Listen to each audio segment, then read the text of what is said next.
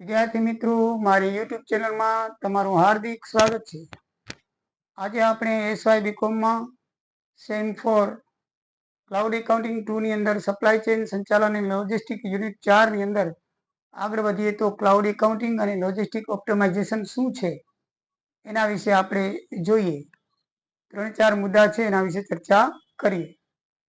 તો cloud accounting એક software logistic ઓપ્ટિમાઇઝેશનમાં નિર્ણાયક ભૂમિકા ભજવે છે. લોજિસ્ટિક સાથે તે કેવી રીતે જોડાય છે તેના વિશે આપણે જોઈએ. ક્લાઉડ એકાઉન્ટિંગ એ સોફ્ટવેર એવો છે કે જે લોજિસ્ટિક ઓપ્ટિમાઇઝેશન સાથે જોડાય અને કેવી રીતે કાર્ય કરે છે તેના વિશે આપણે સમજવાનું છે. તો એમાં સૌથી પહેલા આવે છે રિયલ ટાઈમ ફાઇનાન્સ ઇનસાઇટ. તો રિયલ ટાઈમ ફાઇનાન્સ ઇનસાઇટ શું છે? તો એ કે ક્લાઉડ આધારિત એકાઉન્ટિંગ પ્લેટફોર્મ નાણાકીય ડેટામાં વાસ્તવિક સમયની દક્ષતા પ્રદાન કરે છે. એટલે કે નાણાકીય સ્થિતિ શું છે તે આપણને એ ખરેખ વખતે રિયલ ટાઈમ ફાઇનાન્સ ઇનસાઇટ છે, એટલે ખરે વખતે આપણી કંપનીમાં નાણાકીય સ્થિતિ શું છે તેના વિશે આપણને જણાવે છે. લોજિસ્ટિક મેનેજર ખર્ચનું નિરીક્ષણ કરી અને એ આવકને ટ્રેક કરી શકે છે અને નફાકારકનું તરત જ વિશ્લેષણ કરી શકે છે. આ માહિતી લોજિસ્ટિક કામગીરી સંબંધિત જાણકારી લેવામાં મદદરૂપ થાય છે. એટલે કે આપણી નાણાકીય સ્થિતિ વિશે માહિતી આપતું હોવાથી જે મેનેજર છે તે ખર્ચ વિશે વધારે માહિતી લઈ શકે છે કે ભાઈ કેટલા પ્રમાણમાં આપણે ખર્ચ કરવું.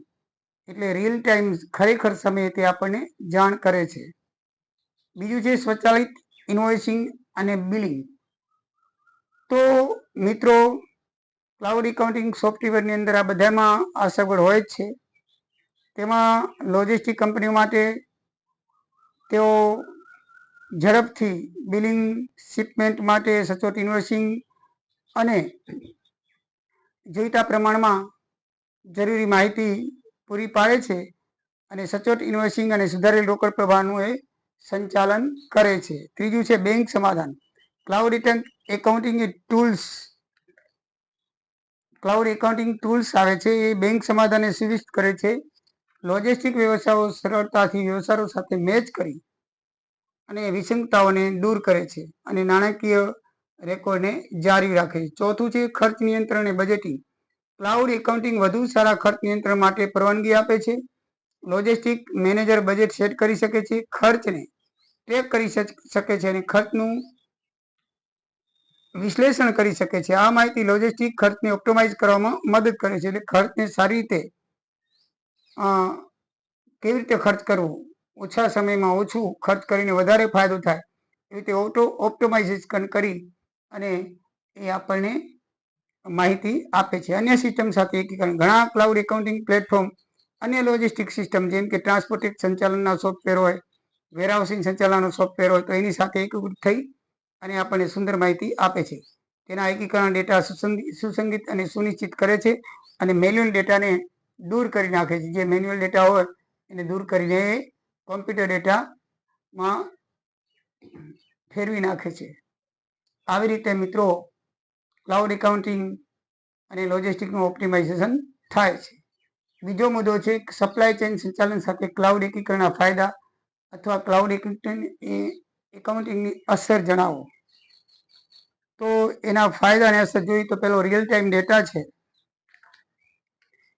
કે કલ્પના કરો કે આપણે બેકરી ચલાવી રહ્યા હોઈએ, પરંપરાગત એકાઉન્ટિંગ સાથે આપણે મેન્યુઅલી વેચાણ કરતા હોઈએ તો આપણો રેકોર્ડ કેવો હોય.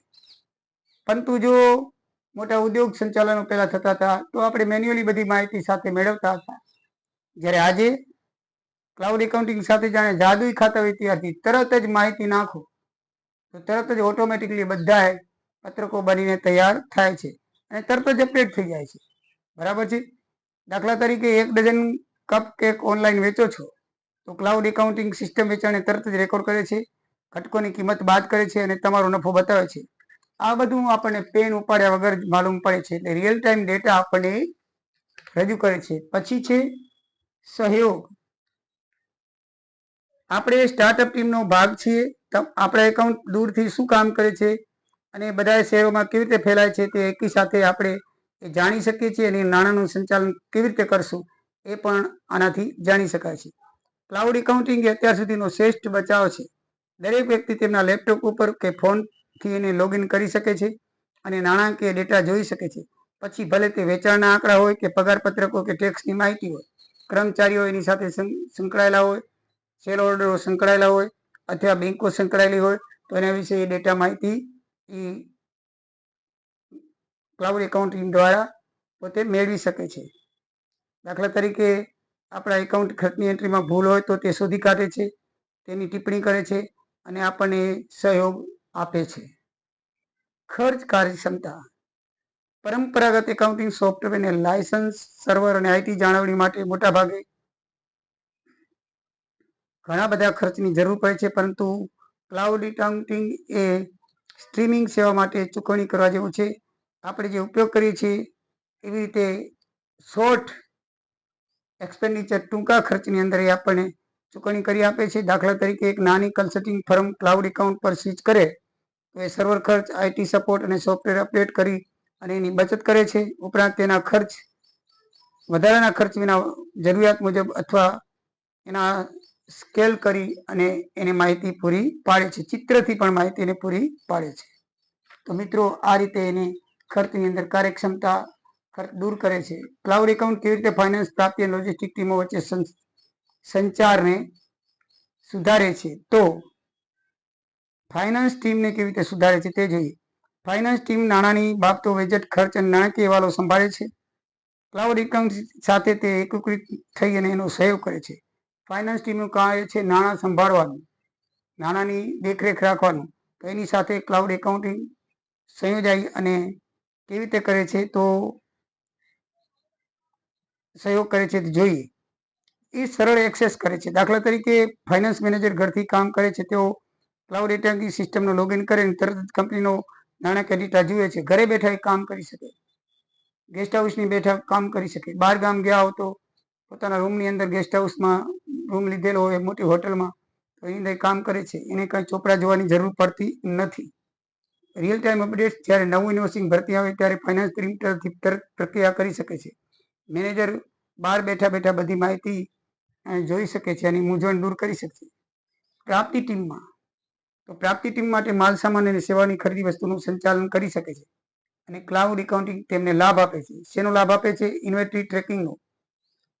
ધારો કે પ્રાપ્તિ અધિકારીને વધુ ઓફિસ સપ્લાય મંગાવવાની જરૂર છે તો તેઓ ક્લાઉડ સિસ્ટમને તપાસે છે અને વર્તમાન સ્ટોકનું લેવલ જુએ છે અને એના ઉપરથી ઓવર ઓર્ડરિંગ ન થાય એની ધ્યાન રાખીને ઓર્ડરનો અમલ કરે છે.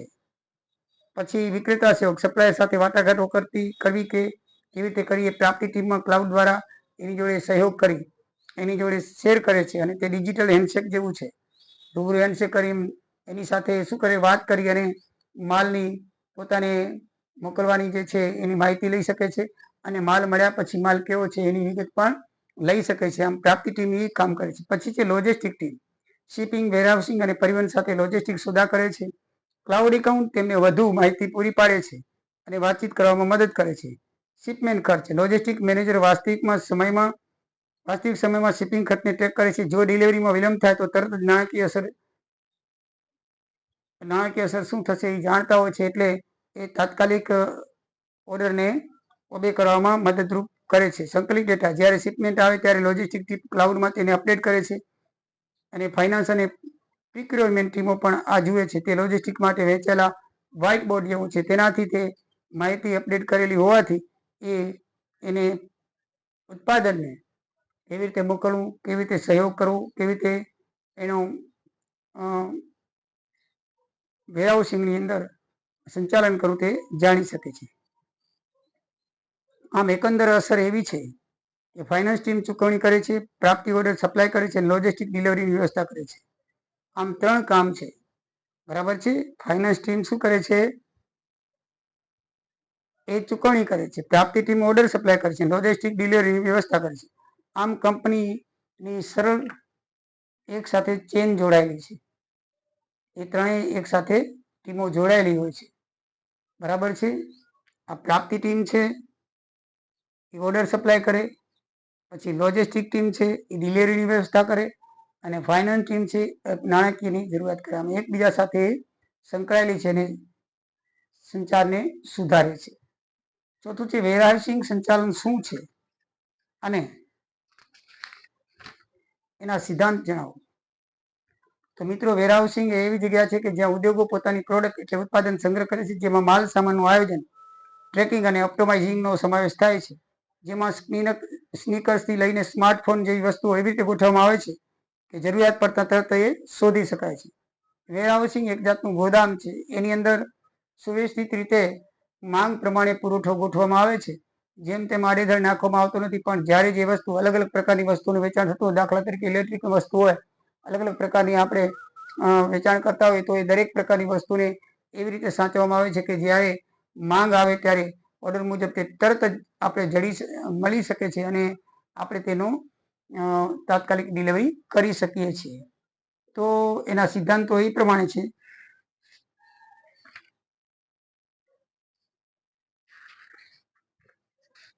સ્પેસ ઓપ્ટિમાઇઝેશન પહેલો સિદ્ધાંત છે કે પઝલના ટુકડાને આધારે આપણે કેમ ફિટ કરવાનું હોય, એવી રીતે એક ઇંચની જગ્યાનો આપણે ઉપયોગ કરવો જોઈએ. મેનેજરો દરેક ઇંચની જગ્યાનો અસરકારક ઉપયોગ કરે છે, બરાબર. એવી રીતે છાજલીઓ ગોઠવે, ડબ્બા ગોઠવે, એવી રીતે સામાન ગોઠવે કે વેરહાઉસિંગની અંદર જરા જગ્યા પણ ન રહેવી જોઈએ અને માલ પણ સમય સુનિશ્ચિત રીતે ગોઠવાવો જોઈએ, બરાબર છે. તો એને કહેવાય છે સ્પેસ ઓપ્ટિમાઇઝેશન. જગ્યાનો સદુપયોગ, સારામાં સારી રીતે ઓછામાં ઓછી જગ્યામાં વધારે સામાનો એકબીજા ઉપર ગોઠવી અને સારી રીતે રાખી શકે છે. Inventory control. કલ્પના કરો કે આપણે ગ્રંથપાલ છીએ, તો તમારે જાણવાની જરૂર છે કે દરેક શેલ્ફ ઉપર કેટલા પુસ્તકો છે અને તે ક્યારે પાછા આપવાના છે. વેરહાઉસ મેનેજરો પણ ઉત્પાદનો આ સાથે જ એ ટ્રેક કરે છે કે સ્ટોકમાં શું છે, સ્ટોક ઓછો છે અથવા ઓર્ડર પ્રમાણે છે કે નહીં, તેનું એ સંચાલન ઇન્વેન્ટરી કંટ્રોલથી થાય છે. ઓર્ડર પરિપૂર્ણતા. જ્યારે આપણે વસ્તુ ઓનલાઈનનો ઓર્ડર આવે ત્યારે જાદુ રીતે આપણા ઘર આંગણે દેખાય છે. તેનાથી ક્લાઉડ એકાઉન્ટિંગથી. પરંતુ પડદા પાછળ વેરહાઉસિંગ સંચાલકો સખત મહેનત કરતા હોય છે. તેઓ યોગ્ય વસ્તુ પસંદ કરે છે અને તેમને સરસ રીતે પેક કરે છે અને તેને બહાર મોકલે છે અને ઓર્ડરને પરિપૂર્ણ કરે છે. ગુણવત્તાની ખાતરી. કલ્પના કરો કે આપણે ફક્ત નિરીક્ષક નથી, આપણે મેનેજર છીએ. તે શિપિંગ પહેલા માલ સામાનની સંપૂર્ણ સ્થિતિ કેવી છે તેના વિશે આપણે ખાતરી કરવી છે, બરાબર છે. કોઈ માલ હોય, ફ્રૂટનો માલ હોય, દાખલા તરીકે ફળનો વેચાણ કરતા હોય, તો એ એપલ ઉપર કે ફળ ઉપર ઉજરડા પડ્યા છે કે નહીં, એની અંદર જીવાત પડી છે કે નહીં, અથવા કોઈ માલના આપણે ઉત્પાદન કરતા હોય તો પેકિંગ બરાબર છે કે નહીં, પેકિંગ તૂટી ગયું છે કે નહીં, એવું બધું આપણે માલના ગુણવત્તાની આપણે ચકાસણી કરી શકીએ છીએ. મિત્રો, આમ આજે આપણે ટોટલ 4 મુદ્દા વિશે ચર્ચા કરી. આ ચર્ચા પરીક્ષાની દ્રષ્ટિએ પ્રશ્નો તરીકે પૂછાય છે, તો તમે તેનું વાંચન કરી અને પુસ્તકનો આધાર લઈને પણ સારી રીતે યાદ કરજો. જય સિયારામ, જય દ્વારિકાધીશ.